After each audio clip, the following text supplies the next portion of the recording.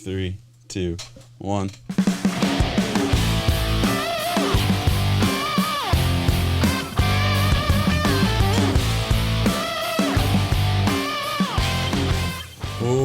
Welcome into Between the Pylons. I'm John Camacho. And this is Jacob Waters. And guys, it is our first podcast after the draft. So we are going to be doing some draft. We're going to talk about the first 3 rounds, biggest surprises, stuff like that. If you don't know already, we are doing a draft profile, or excuse me, a draft breakdown on every single team. That's been a lot. I'm about halfway through on the videos. We're about to record some more after this pod too. So be on the lookout for that, for your favorite team or everything. We go like deep dive and all that good stuff. But before we get to all that, we got to talk Aaron Rodgers. We got to talk Green Bay Packers, the rumor mill, everything that's going on right now. This thing's crazy, and I want to get your thoughts first because I have it's crazy to see how much this is ramping up as we go forward. Listen, we knew that Aaron Rodgers had some discrepancy issues with the Packers front office and whatnot, but it's to the point now where we're at a stalemate between a Hall of Fame quarterback and the GM. Yeah. To the point where one of them is saying one's got to go. And we've never seen this in the history of football. And I'll tell you this, we're not going to see the player win, I don't think, as unfortunate as it is. Oh, really? Okay. I really don't think so. As much as I like Aaron Rodgers and admire the fact that, listen, I think all Vikings fans can admire Aaron Rodgers for agreeing we all fucking hate the Packers. It's perfect. I don't like the Packers as much as Aaron Rodgers doesn't like the Packers. So now it's so weird. 5 years ago, I don't like the dude. He's my favorite quarterback now. I love him. I admire him. He's giving a big old fuck you to them. It's a dream come true. I can't wait to see this happen.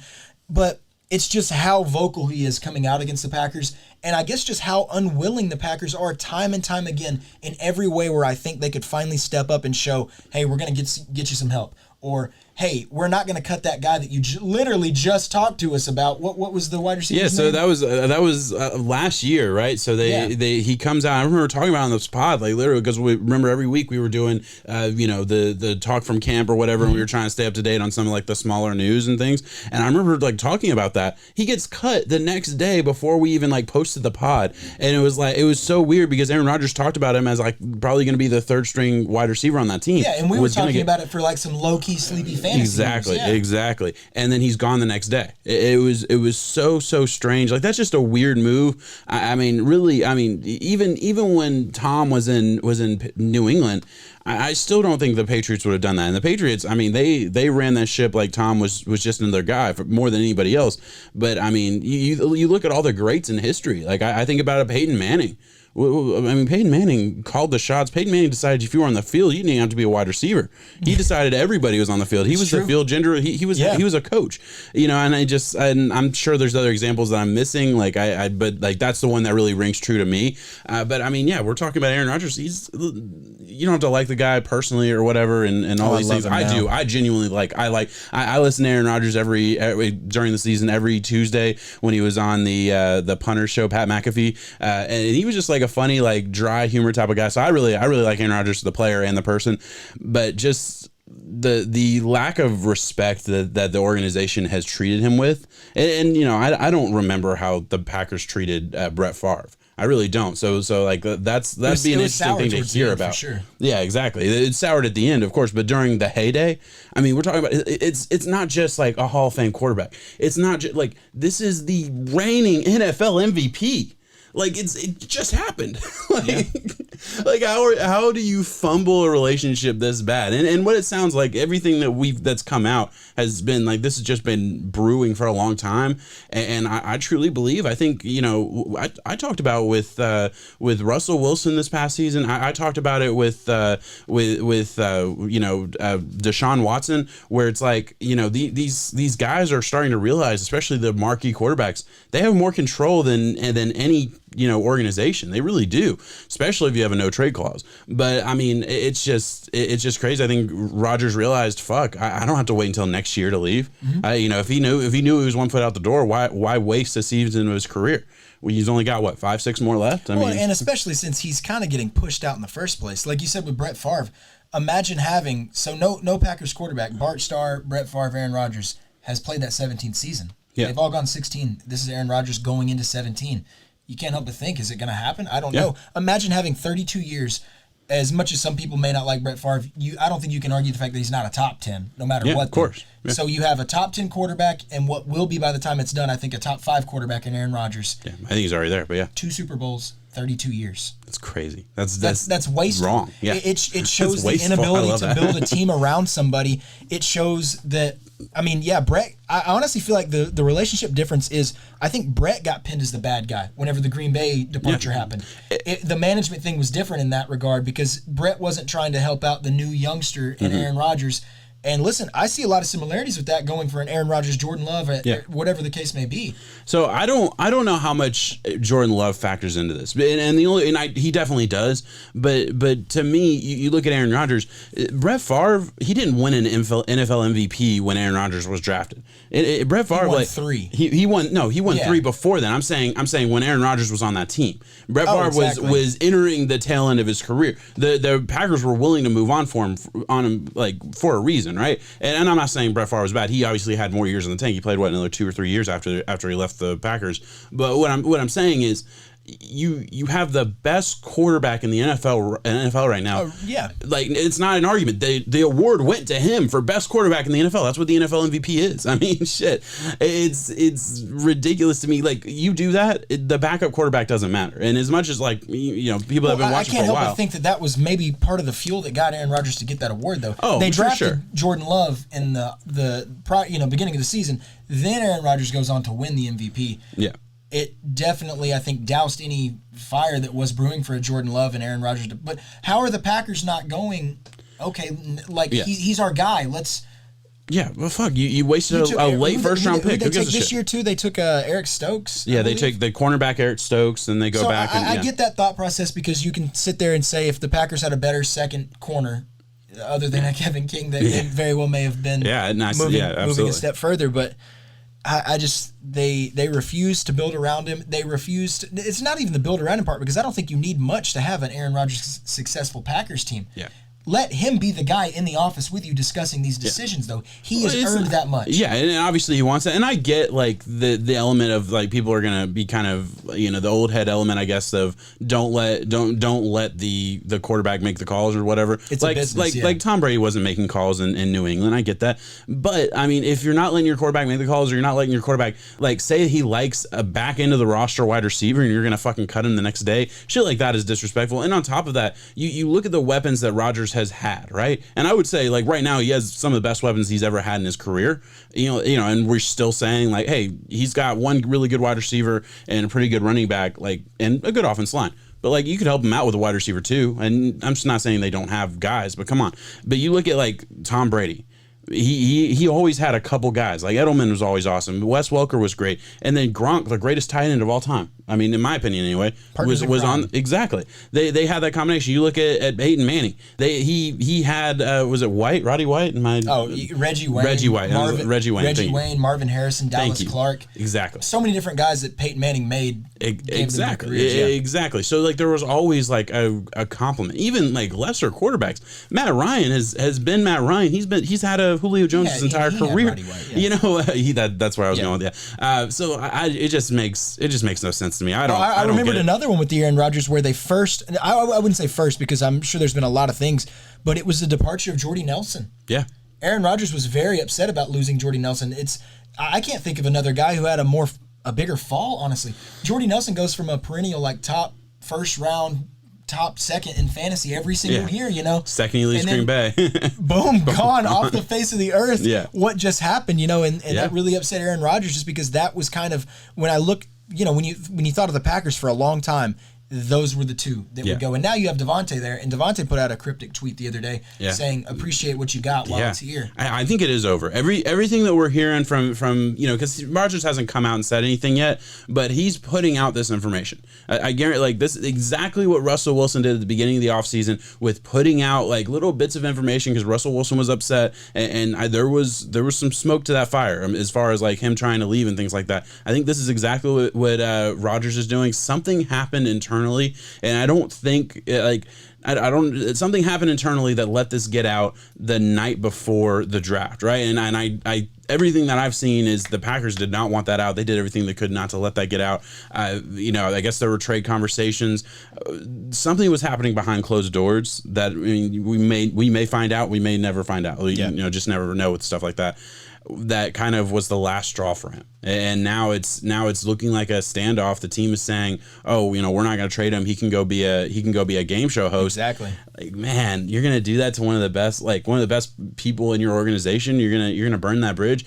And I have two thoughts before we get to what if he goes to this or that team, right? That's obviously the next part of this conversation. The first one is, I can't help but think that I've always tried to make the connection between really good owners and really good teams. I can't help but think not having an owner is an element to why the Packers, 2 Super Bowls and 32 years of top 10 all-time quarterbacks. Legends. Yeah, legends of the game, exactly. So I can't help but think, and the story's great, and I love that the Packers don't have an owner from a selfish standpoint. I get to see how much the NFL makes every year because that's public domain. They have to release that. The NFL hates doing that, by the way. So it's there's elements to it that's cool for the average fan or nerds like me. But I do think not having an owner. Do you think there's anything to that? Do you think I'm crazy for saying that could be an element to why there's so much dysfunction? Yeah, well, because I would like to think that if you had any level-headed owner, and that's hard to say though, because you have good owners and you have bad owners. Oh, of course. There are some owners that have a negative. Dan Snyder. I mean, look at how much he impacts his franchise and organization as a whole. In a negative way, yeah. Exactly, in a negative way. But then you have others, for example, I'll name Seattle off the top of my head. I can't think of it off the family name, but I'm not gonna. Other than this Russell Wilson news that's come out, you haven't heard anything other than just fantastic things out of Seattle and the culture that they've built and everything as a whole when it comes to player relations. So Bob Kraft is another either way. Kraft, of course. Yeah, I would like to think that if you had any level-headed owner who could understand what they have in quarterback right now, they would be able to go in here and help this, because I don't know what the GM has done to a point. It's too far gone. Yeah. So you're saying let the GM go? Oh yeah, I would pick the. I know what I would pick too, and you're right. Yeah, I would pick Rodgers over the GM that has fumbled the roster over the past couple of years. And not fumbled, but I mean, you can say it like it is. Really, they have time and time again had weak drafts. They had a good offseason 2 years ago where they got the Smith brothers and they kind of bolstered up that defense. Well, other than that, bro. No, but I mean, I would say you just look at the roster, and if you give the GM the credit for roster construction, their roster is good. They have some holes that they have, for whatever reason, decided not to fill, but there's a reason they've been to the NFC Championship the past 2 years, and Rodgers has been the biggest part of that. Don't get me wrong, but the offensive line pretty good overall. The running back, obviously they've been finding some gems. A top 5 corner. Yeah, exactly. So I don't want to totally shit on it. There is some nuance to the conversation, but at the end of the day, there's some glaring holes too. Cornerback 2 is a glaring hole. Wide receiver 2 is a glaring hole. You know, I mean, so I don't know. It's strange. It's weird. I just don't know how you're not gonna appease him. Yeah, I don't know what he's asking for, so maybe he, because he seems very smart with how he handles the media and everything. Going on the Pat McAfee show, dropping little tidbits here and just kind of, just adding to this and letting it grow to where it's at. Yeah. I don't know if he's trying to do this maybe like Russell will, because it sounds like Russell's getting his way now in Seattle and they're going to work with him more. Yeah. Maybe that's what works. As a Vikings fan, I hope Aaron Rodgers is on the next plane out for whatever it takes. Where is AFC and send him to the Denver Broncos? I was gonna say, so you're non team bias, nothing like that. Best fit for Aaron Rodgers. Dream for, so that is Denver Broncos. I think they have a solid offensive line. There's a lot of ways that it needs to get better and that they can do better. But the weapons that are around him, with a Cortland Sutton, a Jerry Jeudy, that sounds phenomenal to me. Javonte Williams, I just drafted him. They have a solid running back. You still have a Melvin Ingram. You have Fant. Yeah, there's a lot of weapons and a good defense. Yeah. What about you? Melvin Gordon, right? Melvin Gordon. Yeah, okay. So you said Ingram. Yeah, he's like, I do that all the time. And that's it. No, I absolutely agree. And then you look at the defense, they have such a great offense, at least the pieces to be a great offense. And then you have a defensive-minded head coach and Vic Fangio that I do think that defense is just going to get better the more guys that he gets in that are his guys. And now that they're healthy, too. Exactly. Last year they were very big. That's something that nobody this is a little bit of a conversation for Drew Lock and why I do kind of still support him. Yeah. The thing that nobody's, I feel like, is like talking about is the fact that the entire entire team was injured during a COVID year, and Drew Lock just gets swept under the rug because he had a couple bad games. I mean, it's just crazy to me. But with that being said, there's no reason you wouldn't want to upgrade to an Aaron Rodgers. There's no reason you wouldn't want to upgrade to a Deshaun Watson. Like, regardless of how good he can be. Does that put them in win now mode? Or do you think I think if Rodgers is there, they're a Super Bowl contender. I really do. I think even still being in that division, because that division is a beast now. Hey, that's just gonna be fun. Two times out of the year, I get to see Rodgers. Honestly, 3 times a year, I get to see Rodgers face Mahomes. That's gonna be a fucking blast. I mean, and we're talking about the Raiders, who are slowly building their anti-Chief serum. It worked last year in the regular season. Yeah. And then you have the Chargers with Herbert. That would be a very exciting division. I mean, shit, I was saying last year, it's going to be fun to watch Herbert play Mahomes twice a year. Like, this is going to be a fun division. I mean, they're getting into, whatever the NFC, I'm losing the name, but the 49ers, Seahawks, that division. NFC West, thank you. Ironically, the AFC West would be the next up-and-comer in that. We got to mention the Raiders, though, also in that AFC West division. They're the ones that have been tied to him. I don't get that one. Am I crazy? I don't get that one at all. I don't get that one just solely on the fact that they lost their offensive line. They lost the one thing as a quarterback that would protect me and take care of me and make me feel good. They lost it, and then I personally feel like they reached on Alex Leatherwood in the first. Yeah, it's different. Mayock has his ways, and at this point, they haven't come to fruition in my head. Yeah, I look at that. I mean, obviously, they're a loved team by the media for the most part because they're two guys that are from the media, right? So they're going to get positive view. But I look at Gruden, who, listen, yeah, he won a Super Bowl with somebody else's team in 2001, and I'm not going to talk about the Bucs after that, but I'll talk about the Raiders now. Like, they haven't been impressive offensively. They haven't been schematically amazing. Derek Carr's a good quarterback. He's a starting NFL quarterback, but he's getting into a Kirk Cousins realm for me as far as like just a starting good quarterback, but you're always gonna like be looking over your shoulder like, could we get an elite quarterback? Like, could we get a superstar? Like that's kind of the realm he's getting into, and Gruden hasn't upgraded him. Gruden really, he's talked about this quarterback mastermind. Show me the superstar quarterback he's had on his, in his, like Chris Sims. Like I only know him because of media. Like, so and then I look at Mike Mayock, who I was very excited about this move. I thought it was going to work. Look at their drafts the past couple of years, and you can say whatever you want about like, okay, they reached or whatever. It doesn't matter if we feel like they reached a couple days after the draft. That means nothing. What matters is, did the guys they reach on perform? You're right on that, because at the end of the day, a reach is all just perspective, mindset, reality type based. It's whether they hit or not at what spot they were taken. Yeah. And that's, if they produce, they produce. If they don't, but with production, man, they haven't. Yeah, and the thing is, I want to give a little bit of nuance. Like, I'm not saying that Mayock has been totally shit. He's hit on some mid-round guys. The wide receiver out of Clemson for a couple years ago, though, the dude who looks like a 40-year-old man in a 25-year-old's body, like Renfro, thank you, good player, right? The Matt Crosby in the 4th round, great player. Max Crosby's the best guy on that defensive line right now. Exactly. So, like, I'm not saying he hasn't hit at all, but he's not hitting on the big picks, those first-round picks. Obviously, you got a Josh Jacobs. Josh Jacobs, awesome. That was kind of an easy pick. You got the top running back in that class. I'm sorry, like, you took a running back in the first round. I don't give you credit for that. Those running back, we know they were going to be good. I don't know. Maybe I should give them credit for that, but I don't know. So yeah, I don't look at that as like a location where it's like, oh, that's an instant upgrade as far as like an organization and the pieces they have. I don't think that's an instant upgrade for Rodgers. Like, I just don't. I don't see it. I agree with you. I don't think that's an instant upgrade at all. Yeah. Like I said, can I bring up a team unbiased, and I won't even speak on it, but I'll let you speak on it, just your reaction to it. Is the Dolphins an upgrade? Yes, the Dolphins would be a legitimate upgrade, an instant title contender. I mean, right? I stand by that. I think that you have a better. I know you have a better team than the Raiders right now, stacked. Yes. Just face up value, and I can look at your team and compare the weapons. Yeah, I think the Broncos have a better defense. I think y'all have a better secondary. Yeah. So there's certain, best secondary in the league. That's what I'm saying. So there's certain areas, even on that defense, where I would say the Broncos are better, that y'all can at least compete with them. Offensively, listen. You want weapons? We got weapons. And that's what I'm saying, man. Yeah. I haven't heard y'all's name mentioned in it yet. I don't know why, though. I mean, we heard it with the Deshaun Watson with Deshaun, thing. So why not go get another stud? And the thing is, and this isn't like again, for everybody who's like, oh, you don't like the quarterback they have, unless you have one of the top 5 or 6 quarterbacks in the league, it is worth talking about, right? So Tua is an unproven commodity. He might be awesome. Who knows? I'm not shitting on him at all. But yeah, that would be an instant upgrade. It would be, I mean, yeah, I'm surprised there's no connection, especially for like Dolphins are one of the few teams realistically that have multiple like 3 or more first round picks in the next 2 years. So it's like the deal could get done.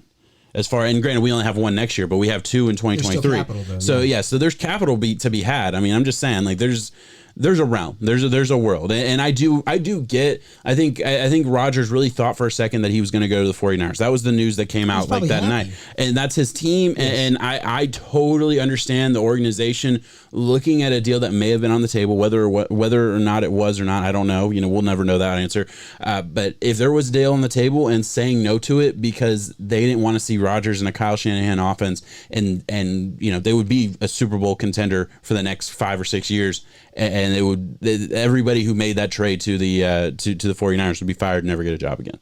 Like you as a GM, you're signing your death note. I mean, you're signing. You know what I mean? I think regardless of what the moves the 49ers made, they've already done that. Yeah, you're right. You're absolutely right. You can't just casually move about the draft like that and do what you did. The only saving grace they have is, I mean, we don't know what Jordan Love is. As much as everyone shits on Jordan Love for being drafted in the first round or whatever, if he's a hit, if he ends up being a good quarterback, and I'm not like just if ands and buts here, if he's a hit, they might be able to save their job. Because there is a fairly good, roster. I would say that there is a good history on the Green Bay Packers quarterback room that says that Jordan Love could be good. Yeah, history has repeated especially with itself. the same way that they've been handled. Yeah, absolutely. All the guys that the Packers have had for a long time, even the guy before Brett was a very good quarterback, serviceable, and they all got to sit and kind of wait their turn and watch. Yeah.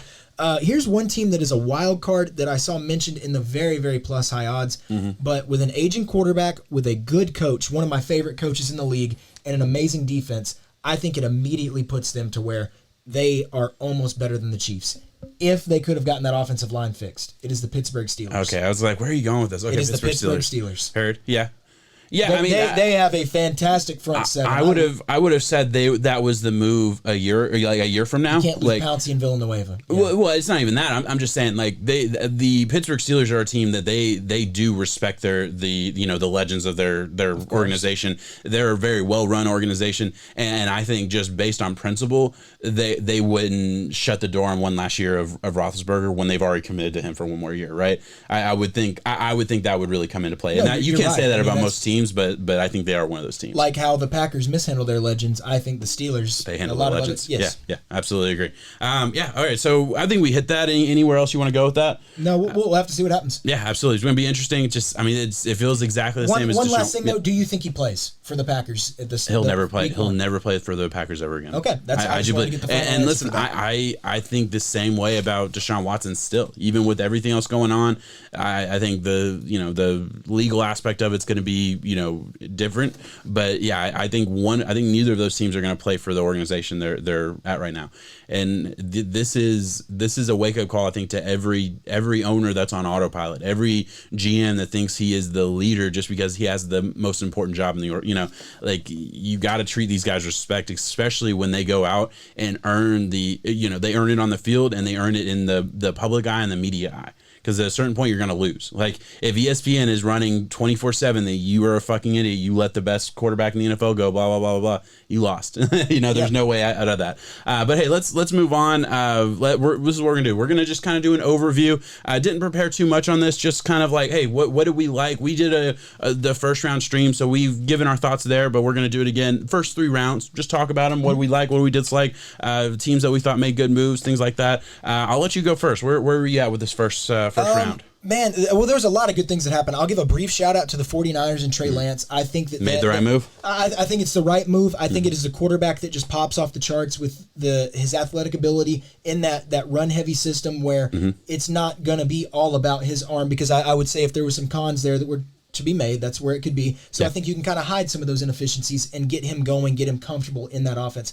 But out of the top 10, my favorite pick is Penei Sewell going to the Lions. Did you see, I don't know if you saw it, I saw the GM of the Lions answer that phone call, and afterwards, Penei was still on the phone. He handed it to another exec, and he was running through that office, screaming at the top of his lungs, because how can you expect to be sitting here at 7 and expect to land a guy like Penei Sewell, a guy who totally fits exactly what you're wanting to build for? He has the young age, very, very young offensive lineman, very good offensive lineman. He has all the traits, everything necessary to be that cornerstone building piece for what you want going forward. And that Dan Campbell, head coaching scheme going forward. I love it, man. Yeah, no, I absolutely agree. I think like my Dolphins were the last ones to pass on them. They're the team that didn't take the chalk move, obviously.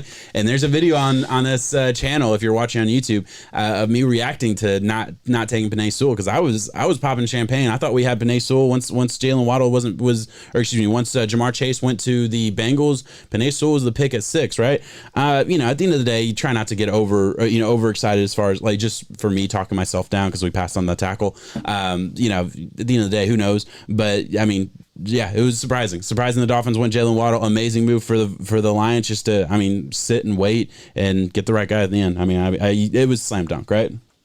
For the Lions. Yeah. Lions is A++. I think the Dolphins in itself is like an A-. It's not a bad pick at all. Shit. I think that's the pick that the average fan loves. They want to see that more than they want to see Penei. But you going in depth as you do, and both of us know how highly we view a Penei Sewell versus skill positions that at this day and age, what's wrong? Is it just getting? No, I felt myself hurting, and I felt the camera watching me hurt. I know. I realized afterwards, it's like, you're fine. You're still feeling burn me. It's okay, buddy. No, it is what. Look, I love Jalen Waddle. What I do after the first round of the draft, I went and watched Jalen Waddle highlights. He's I've said multiple times on this podcast, I did draft profiles on everything. He was my second favorite wide receiver in this class. I like Jamar Chase more. The fact that the thing that saved me though is that the Bengals went Jamar Chase instead of Penei Sewell, because according to the Dolphins, multiple reports have come out now that they would have taken a Jamar Chase or taken Jalen Waddle over Jamar Chase.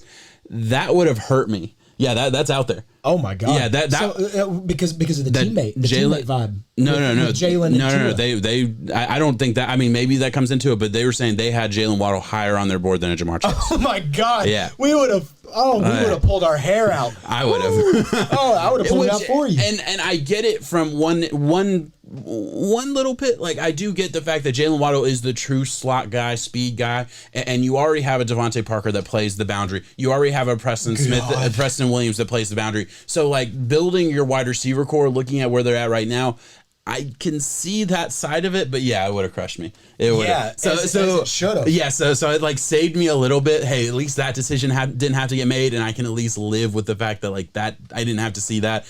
Passing on the tackle. Yeah, I was disappointed. I thought I just would have loved the irony of trading Tunsil, getting a pick for him. Getting just to get a better tackle. Just to getting a tackle that could end up being better. So like I would have loved the irony of that, and I just Anyway, let's move on from my Dolphins. You're good. I'll pick it right back up though at a guy that I want with a surprise. That is my guy. I wouldn't say I'm going to say good pick, but I think a lot of people had to really sit back and be like, "Wow, where'd that happen?" It's J.C. Horn going to the Panthers right there. Yeah. That was my cornerback one. The way that he plays, his physicality pops off the charts. Mm-hmm. I think it can be a pro and a con, but when you get to the league and you're all by yourself out there on your own little island, J.C. Horn is the guy that you want. He shut down the best talent that we've seen in the SEC. Held Devontae Smith to his Heisman season low of a 50 yards. Mm-hmm. He's a great cornerback. Yeah. It's the surprise, though. It's an A+ for me. I could see where a lot of fans for the Panthers have to sit back and be like, dang, that Surtain over Horn kind of thing. So we've actually gotten a lot of, I'm going to go a long way to get to my point, so I do apologize in advance. We got a lot of subs over the past couple days just from doing the draft breakdowns and things like that. And one of the videos that really popped and kind of, at least for us, I've got a bunch of views. I got a bunch of Panthers fans. This is our Panthers breakdown. And I talked about talking about like what happened with that pick. And if you're of the opinion that the Carolina Panthers needed to go corner, and obviously that organization was like, okay, if these top 3 aren't on the board, we're going to go corner, and J.C. Horn, it was their favorite corner. There was no move that could be made where they would have gotten a J.C. Horn, right? Because the Denver Broncos ended up going Patrick Surtain, right? So that's corner. The Cowboys would have sat and taken a corner at 10 if he was there. That was their biggest need. That was their most glaring hole. I do believe the Cowboys would have taken. That's why they got out of there. Exactly, they got out of there, and granted, they were able to get their guy in Micah Parsons even while moving back. But like you talk about a trade back, there was no trade back that could have happened. So when you talk about they reached, they didn't reach, because if you look about the way the board fell and the way the board would have fallen, there wasn't a reach. They couldn't have gone back. There was no other pick they could have made, or there was no other move they could have made and still gotten their guy. Yeah. Nobody traditionally thought he was the best defensive player in this class, and he was the first one to go. Okay, but at the end of the day, they got the position they wanted. I think there is an argument, And I said this, and I thought it was summed up in a comment, and I'm actually going to steal it, and I wish I knew who said it, but I'm going to steal it from, I think Patrick Surtain, day 1, 2021, is the best rookie corner in his class. J.C. Horn has the higher upside. Oh, he does. J.C. Horn is athletically better.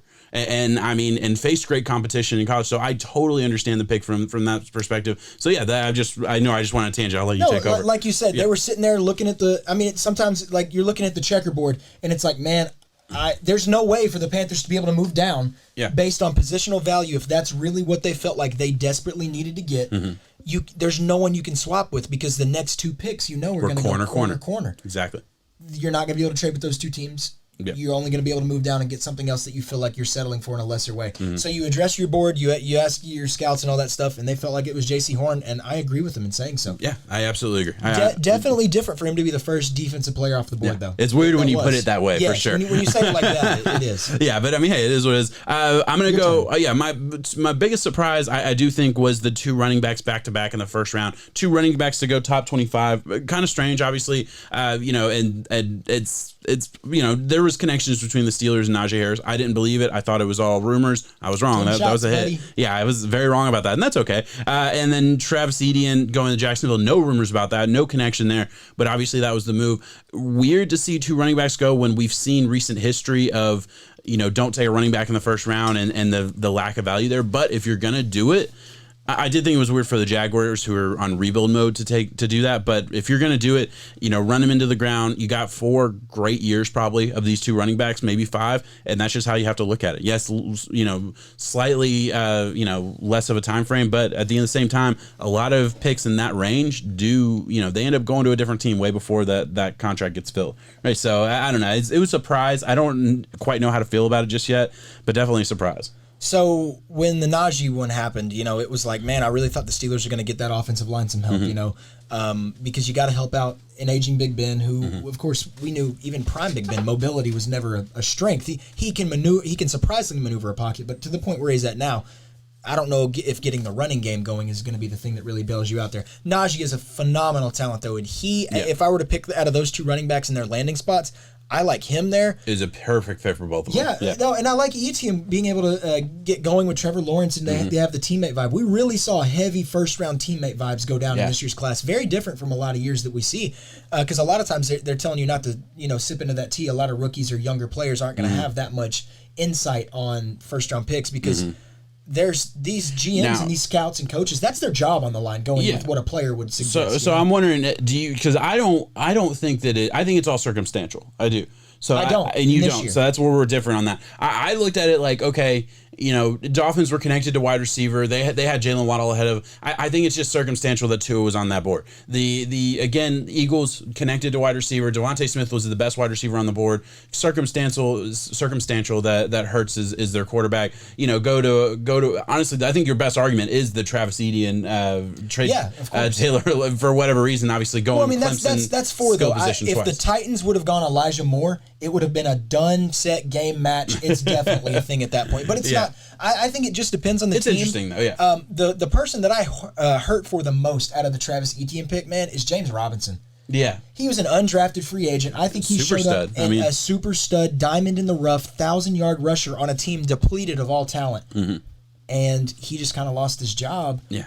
That had to be a shock for him. There's no way he was thinking that was the case. It sucks to know that there are dynasty owners out there who somehow took the shot on him, James Robinson, who nobody even knew who he was, and that there are dynasty owners that exist in this world in Tennessee that got upset because Etienne went at 25. It's fine. It's good. It's a good pick. It's fine. You just took a 1,000-yard rusher that you found undrafted and just...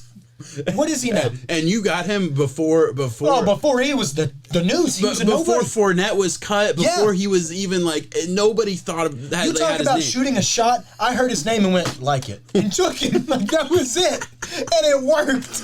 It was my claim to fame, man. It's my claim. And now Travis Etienne is a great running back, a very solid talent. But man, real quick, fantasy commodity wise, who are you going? It's got to be Najee.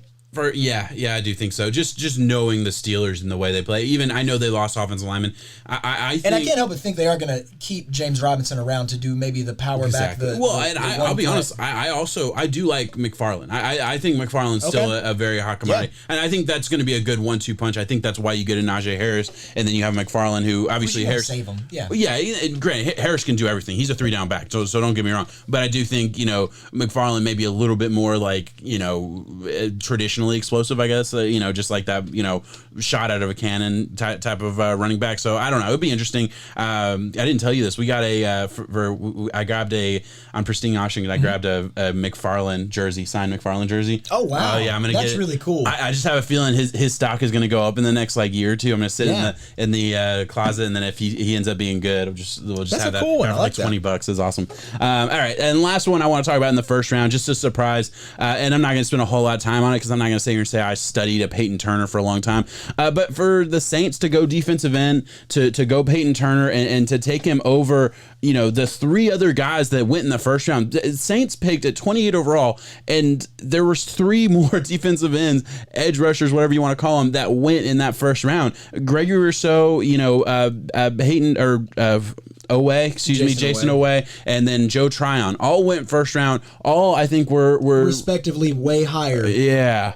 I mean, there's no way to say it. You look at, I would say 9 out of 10 scouts and their big boards that were out there, all these public guys. Turner's not and I don't get it. Obviously, small school guy in Houston, not super small, but pretty small school. It'd be interesting to see. Hey, at the end of the day, that was their board, and they went with it. Just a surprise to not understand draft value and to at least trade out or hey, you can get this guy in the second round. What are you doing? But it is what it is. I get it. Let's move on to second round. Talk about biggest surprises, interesting picks in the second round. I like doing these kind of pods where it's just kind of open air conversation. Free flow, exactly. We don't know what's coming out. Yeah, we don't know exactly. That's a bad idea for me, but it works out. I'm gonna start here with the first pick in the first round because this is a guy. His teammate went in the first round, and Eric Stokes to the Green Bay Packers. But I thought Tyson Campbell. I thought there was an argument for him being, not in the first tier, but certainly in that second tier of corners, and that's where he went. But I thought there was certainly an argument for him going first round, and I was happy to see him go 33 overall, so right on the edge of that first round, and I think Jaguars just got another really, really good player there in Tyson Campbell.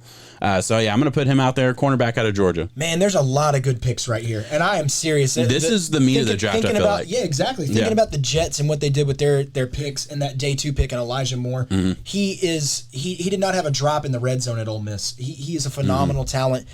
First round grade wide receiver for me. I don't think that there's a wide receiver necessarily that went that shouldn't have gone above him. Yeah. It's just not as many went as what I thought would happen in the first. The Jets killed it right there, though. I'll follow it right after with the Javonte Williams, too. Them being able to move up, get their guy. He is explosive. He's the future. I think you have time where you can take he's got it, man. He was one of my running backs that I thought would be the surprise pick.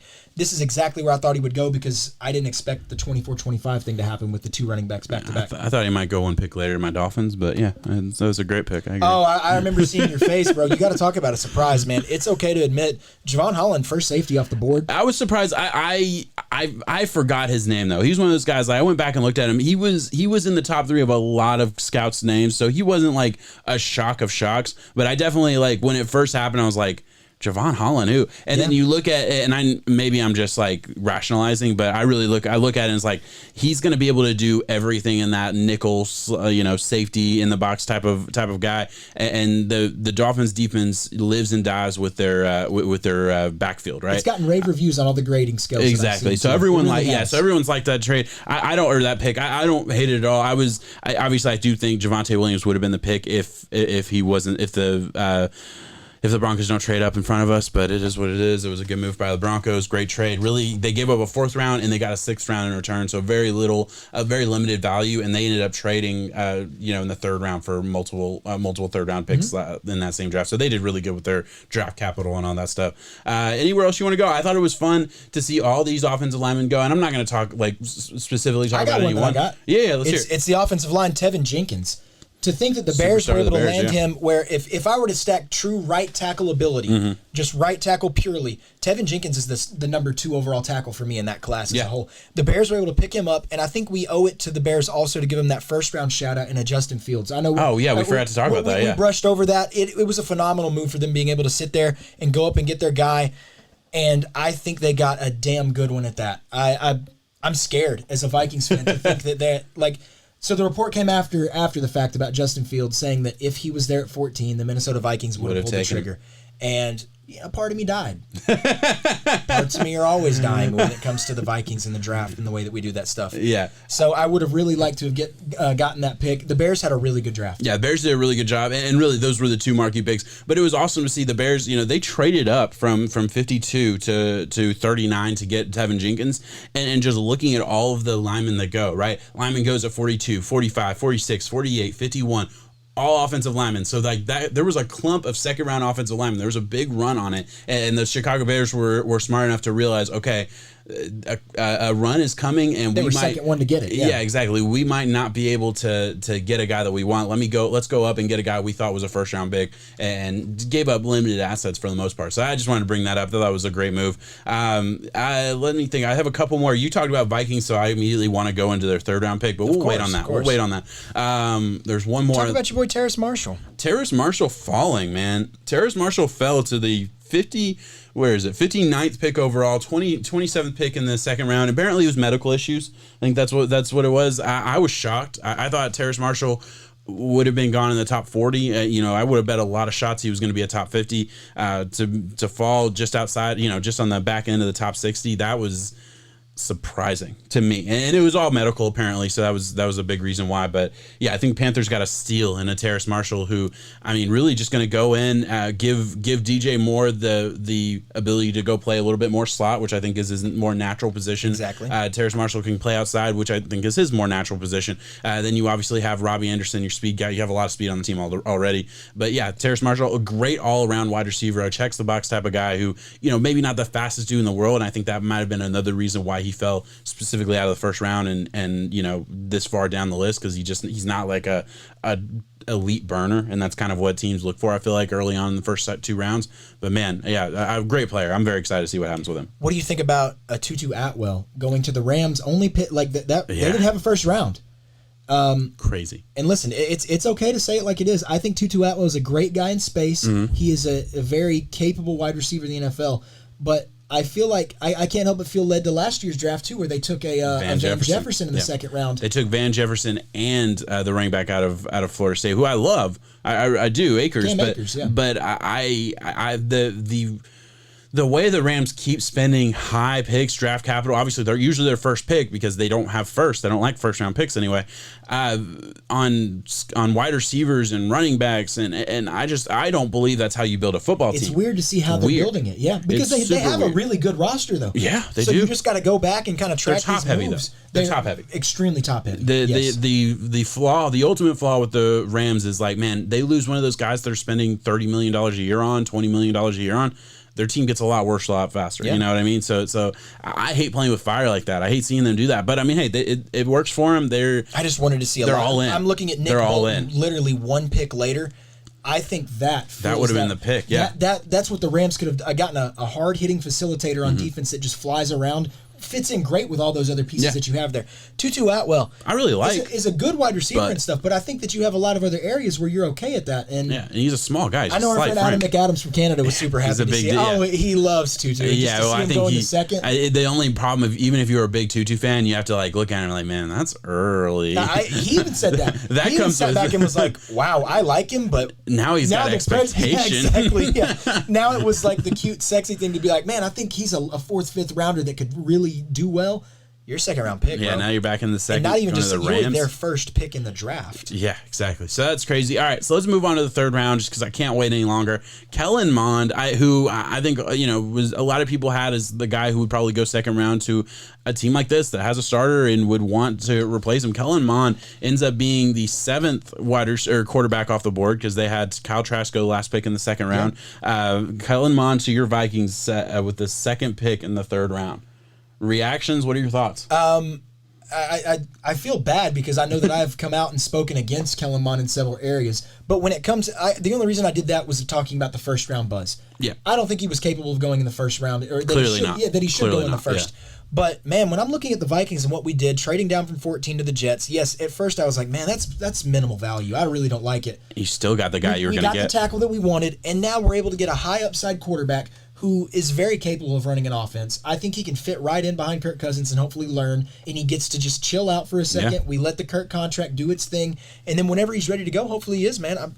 I'm happy. Hey, you're talking about a guy with pretty good athleticism, a great arm, like a really good arm. Like people don't talk about that enough. A really good arm. Questionable decision making, but overall, you know, there's flaws to his game for sure. But man, yeah, I think you got a great player. And at the end of the day, Kurt came out recently and said, "Oh, I don't want an extinction. I'm good. Like I don't, you know, I think he wants to play the game again. He's out it. He's in it for the money. I feel like, and then I don't even want to say that in a negative way. We've learned that. But yeah, but I mean, he's playing the game honestly to the best of his ability. Like let me get as much money as I can. Think about a guy who took 2 franchise tags back to back and then went to go be the highest paid guy and reset the market. Exactly. But I mean, honestly, I think he's looking at like, okay, there's no risk to getting injured anymore. Like only the quarterback can say that, but there's no risk to your pocketbook if you get injured. We watched Dak, who's a big part of his game is running. He had a very serious leg, foot, ankle injury, whatever it was, extremely serious ankle injury, and he still got top end money. So what's the danger for a pocket passer to get hurt? Like obviously there's always, you know, the possibility of having a career ender, but if you just tear your ACL, if you just, you know, have a fairly common NFL injury, it doesn't hurt your pocketbook, even if it's a career, you know, a contract year. If you're a quarterback, only a quarterback can say that. I think Kirk Cousins has to see that and be like, no, I'm gonna play the market in 2 years because the market's just gonna go up. The TV money was signed. There's always gonna be someone who needs him, and no matter what, Kirk's gonna be in the league for a long time. Whether that be the low key starter role or that even be just a backup who can help mentor and go forward. He's got his money and he's gonna do it. Do you think we pissed off the Texans?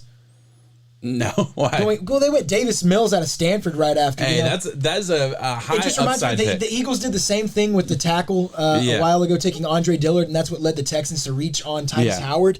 Listen, high upside pick, but Davis Mills wasn't supposed to go right now. He wasn't. He's a guy who only had 12 starts in his college career. Just had a very, very weird year. But, I mean, he's very, very highly touted out of high school and a guy who has all the physical tools to be a great quarterback. You just wonder if he'll ever put it together. You can say that about a lot of guys that have all the physical tools, so you never know. In third rounders, right, where you kind of do that. But I thought was more interesting is this is their first pick. With the first, you know, with the Houston Texans' first pick in their draft, they address quarterback, so they have to. And granted, they have a quarterback they have a backup quarterback on the roster.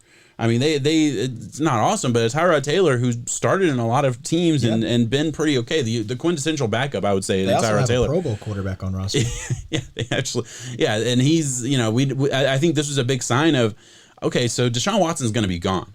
You don't spend your top pick in this draft on a quarterback. Is it insurance? Maybe it's insurance. It could be insurance, but I mean, like you said though, you can do that if you have a 1, 2, 3, 4, 5, 6, 7. You can do that. This was their first pick. Yeah, you address when you do that with your a team that's why so the many Rams needs. didn't make any sense of wide receiver. So Texans so many needs. That's what you go for. Yeah, I would have ran Tyrod. Yeah. For a year, who cares? I mean, you're not going to be good. You're not going to be good anyways. Why do that unless you just truly like the upside that a Davis Mills brings? I see it, but it's just I don't weird. get it. And also another thing that the Texans did, they traded up, gave up multiple picks. I think they gave up 3 picks in this draft, 1 next year and 2 this year, to go get a Nico Collins in the third round, traded back into the third round. And look, that's a fine move. Like I don't hate it. But for a team that, again, needs as many shots on, needs as many at-bats as possible to hit on some picks, why are you trading up for a wide receiver in a team that you're not going to be good this year? You had one of the best quarterbacks in the league. You won 3 fucking games last year. You can't tell me you have a good roster. You can't tell me you believe you're close. That's what I'm saying. So why are they trying to hit home runs right now when all they need to do, man, is just fucking take a pitch? Just sit there. Exactly. Take a swing. Take a swing. Sit there and chill out and wait because you have so many gaps. Man, top to bottom, they might be the 32nd roster ranked. Yeah. They're lucky they didn't trade the 2023 first round pick. That's not even looking at all of the the outside factors when it comes to just Houston being a horrible landing spot right now because of the way that the ownership and all those things. That Nobody wants to go to Houston. Exactly. No one wants to go to Houston, man. Very, very strange. I hate shitting on Houston. We'll move on here. Want to give a shout out to one of my guys. Shitting on Houston, you're right. I mean, we do it a lot. I'm sorry. And it's just what's been going on in the NFL. Shout out to one of my guys, Aleem McNeil, going at the top of the third round. I was pretty happy with that. Guy going to the Detroit Lions. And Detroit Lions, I feel like, did it right. They attacked the trenches in this draft. We're going to get guys. We're going to get big uglies. We're going to get guys that'll bite the kneecap, and we'll move forward. We've already talked about the Lions, though, so I just want to give that shout out to a guy that I really loved coming into this draft. Anywhere else you want to go with the third round?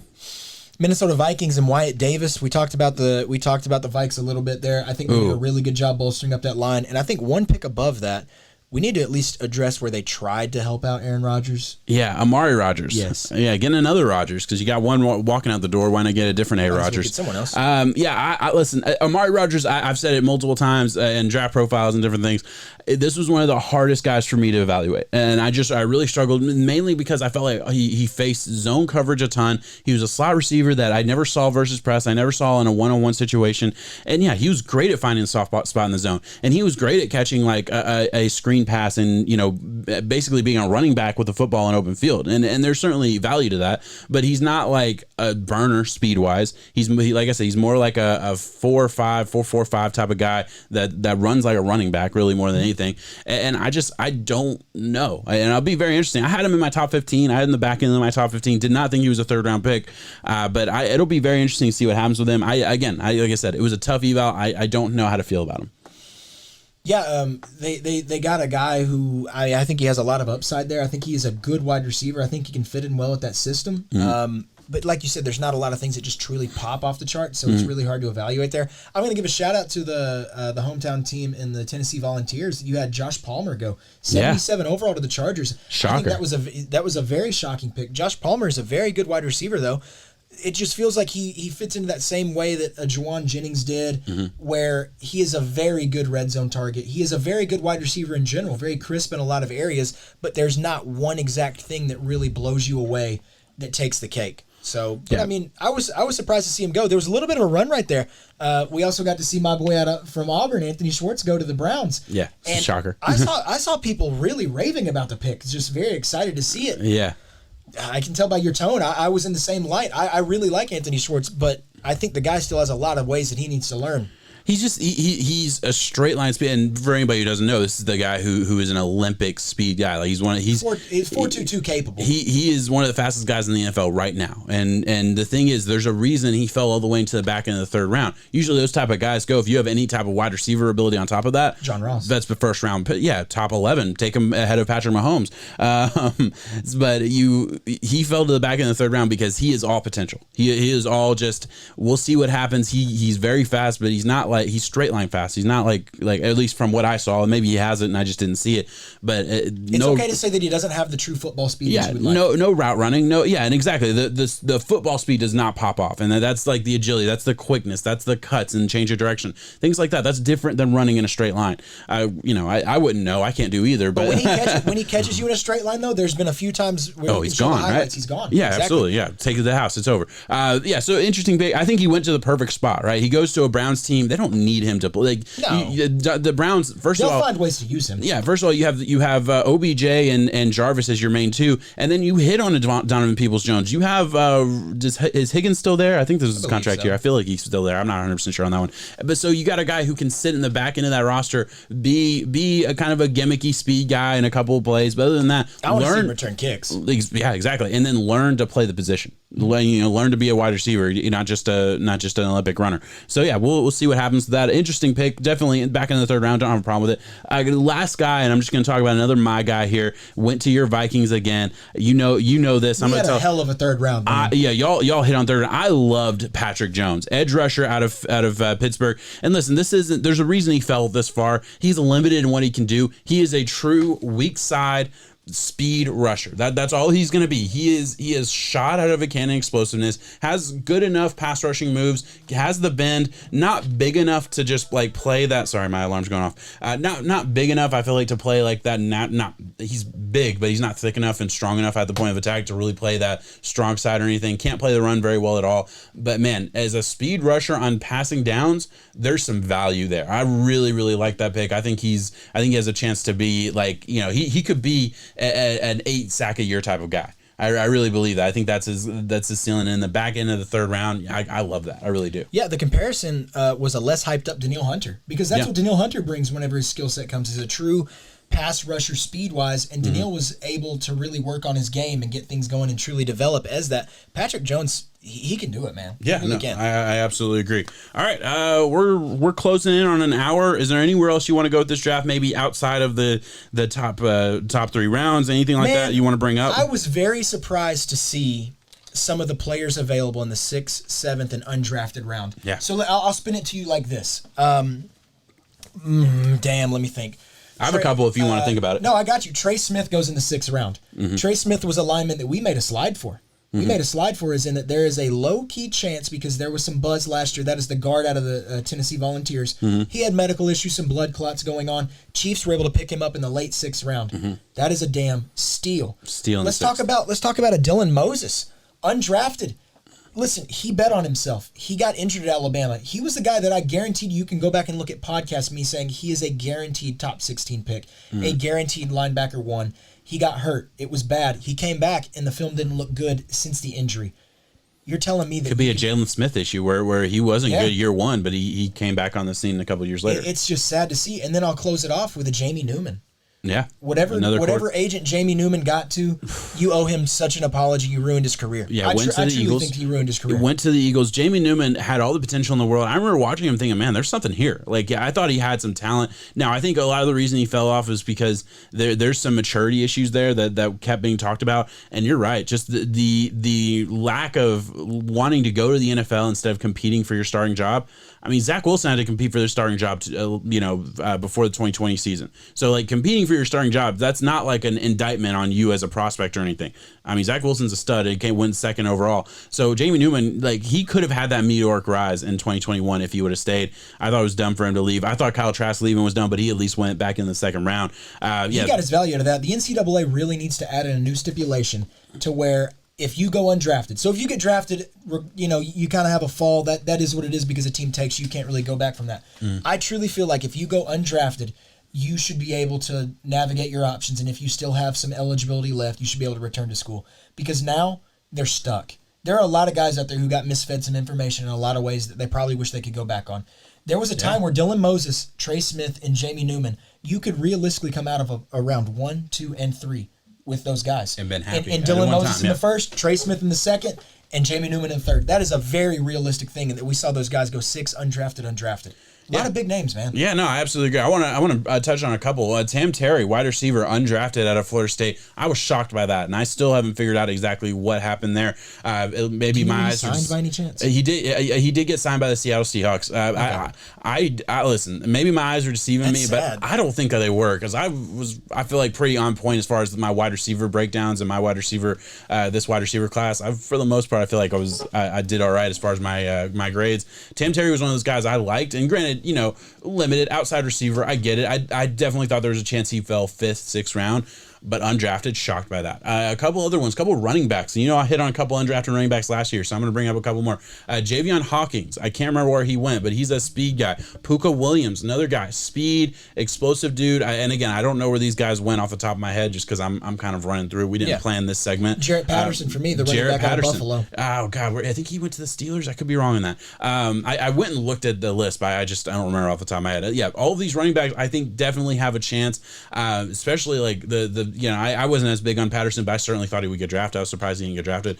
A couple other names. Let me just think off the top of my head that either fell or this is bad podcast material. I'm gonna look it up. Seth Williams going 7th round hurt me. I think he went 6th actually. It was late 6th actually. Yeah, I think he went 6th. It was just sad to see because that's the guy that J.C. Horn ruined his career. Thank you, J.C. Horn. That's not even listen, I love J.C. Horn.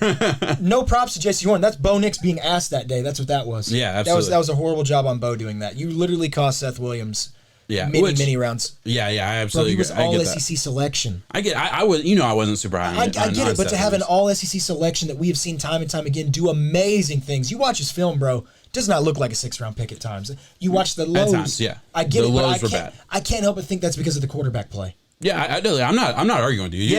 I've watched every single Auburn game, and trust me, I'm as mad at Bo as a lot of people are out there. One more here, and this is the name I was looking for. Chris Evans, Captain America himself, out of Michigan. This is a guy who had some issues with Harbaugh.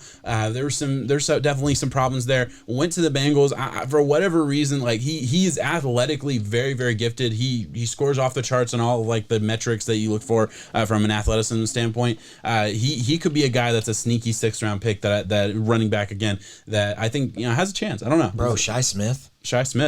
Yeah, I like Shi Smith. Yeah, he was a guy he was a big, just for everybody watching, wide receiver who was a really big Senior Bowl guy. He was a Senior Bowl standout who fell to 6th round again. Another guy. Yeah, it was a weird draft. Like I try to I come into every draft season. I want to know every name that goes in the first 3 rounds. Beyond that, like I don't need to know the tackle out of Tulane that went in the 6th round. Yeah, but I want to know those first 3. I probably watched like 150 guys this year, and a lot of the guys that I liked when undrafted. Either I'm, not as good as I thought I was as far as an evaluator, or just this year was weird as far as information and things like that. Oh, Larry Roundtree, another guy, running back out of Missouri, went 6th round. And granted, like these running backs we're talking about, they were all in like a big clump that they deserve to go 6th, 7th round. So like I'm not saying here to say they didn't. They're just interesting names I think could have a chance and bring up a little bit of fantasy value, stuff like that. Larry Roundtree to the Chargers, he has a chance. He has a small chance of being that number 2. I could see it. I really could. All right. Anywhere else you want to go with it? I'm wrapped, man. All right. Hey, we're good. We hit it right at an hour. Thank you so much for watching. If you please like, subscribe, all that good stuff. We really appreciate you. We'll be back next week for another episode. Peace out. 7.